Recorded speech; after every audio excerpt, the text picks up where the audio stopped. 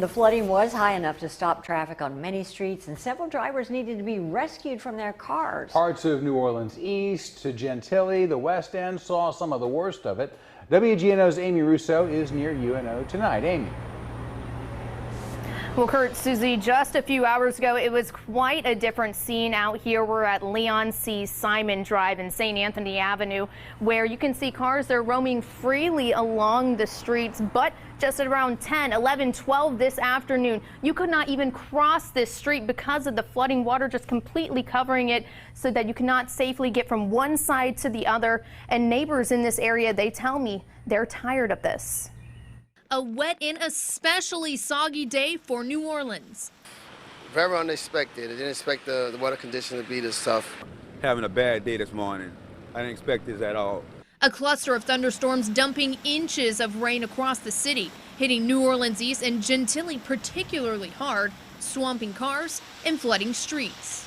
Can't go to work, so if you're expecting to hit the streets, hurry up and get done with it early because it's going to get bad.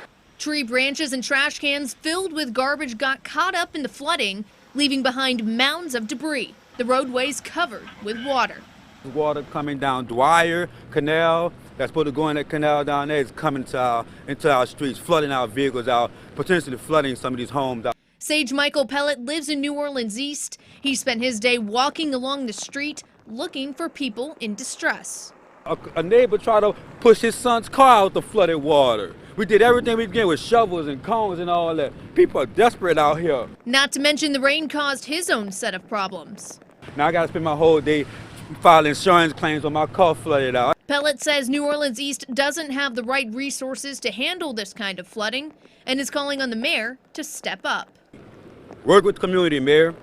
See our problems, see our issues. We shouldn't be dealing with this. We need better in New Orleans, man.